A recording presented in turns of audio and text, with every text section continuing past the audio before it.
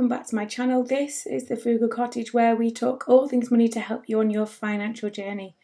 Today's video is my July 2022 dividend income update, so don't forget to like and subscribe and let's get started. So this month, as you'll see in a minute, is much less than June, but it's all passive income, which means I don't get paid for any of this. And before we start this, I just need to say this is my own financial journey. You need to do your own research before investing, but dividend income is one of my favourite ways of creating passive income. And although my situation has changed since I began doing all these, and I'm not entirely sure what's going to happen in the next few months, I'm going to continue sharing this with you anyway. Hopefully it provides some kind of inspiration to start your own dividend income journey.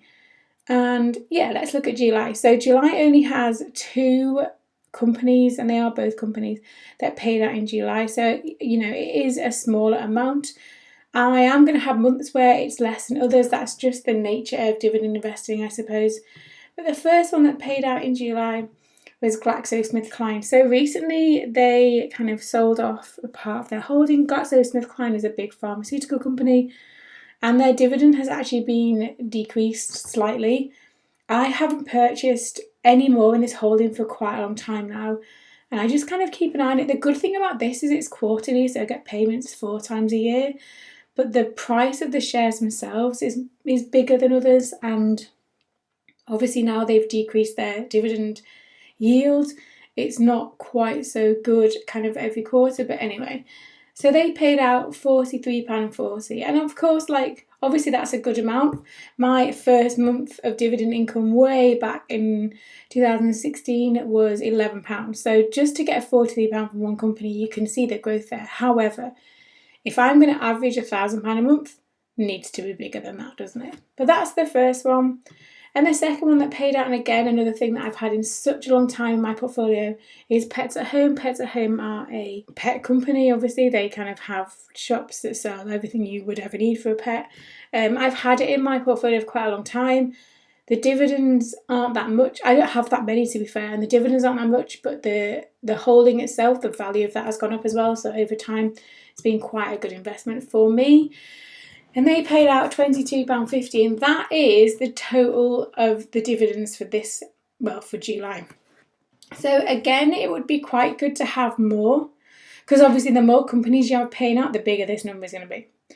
So 2 companies paying out in 1 month, not great, to be fair. But the total for that for July is £65.90. So it's not bad. So it covers my phone bill, and that's with some spare, quite a bit spare, to be fair, and that's about it. It doesn't cover anything else, or it would cover our water rates like individually.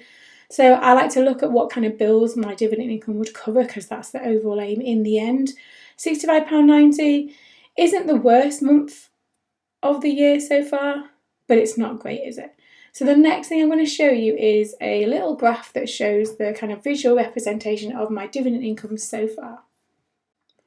So this is a graph for all of 2022 so far. You can see just how big the fluctuations are during the year. So May so far has been the best year. It was £297. I was so close to hitting that 300 mark, which is really exciting. But obviously there are massive swings in terms of what income I receive. And obviously going forward, I don't know what's going to happen to this in terms of kind of how it will look in, say, a year, 2 years' time. However, let's look on the positive side. It's still income that I've received for doing absolutely nothing at all, and that's why dividend income is my favourite kind of income. I'll leave a link below to the company that I used to invest in. I use Hargreaves Lansdown as a platform, and I really, really recommend it. So I'll leave a link down below for you to look at that if you would like to. The final thing I want to share with you is just I kind of keep a little bit of a tally of what the dividends earned are and invested cash. And again, this looks very different to what I had imagined this year would look like, but I'm still going forward nonetheless. So I'm going to show you that next. I like to just have it as, again, another bit of a visual representation of what is going on so far in my portfolio for this year. So you can see there, as the dividend earned column, the difference in the numbers month to month. And again, the difference in invested cash. So obviously the start of the year, I was in a very different position to where I find myself now. Going forward, I genuinely don't know how much I will be able to invest every month, especially to begin with, so we'll just see how that goes. But you can see there for July I got £65.90 in dividends and I invested £200. So it could be better, but I guess it could be worse. And if I just scroll down, I've now received £868.67 of dividends and invested £2,800 worth of my own cash. £868.67, so I'm getting towards that £1,000 mark already, and we've still got 5 months of the year to go. So I am excited for where this year ends, and then it might all change for next year, but it's exciting, it's going in the right direction. And yeah, so that is my dividend income update for July 2022. Have you got any dividends? Have you received any for July? What paid you in the month? Let me know down below. I love hearing from other people on their dividend investment journeys. And also, I hope that if you've watched this and you haven't started, then maybe this gives you the encouragement and the inspiration to start your own dividend investment journey. It really is straightforward, and before long, you will be getting income for doing absolutely nothing, and what could be better than that? As always, thank you for watching. Don't forget to like and subscribe, and I'll see you again very soon.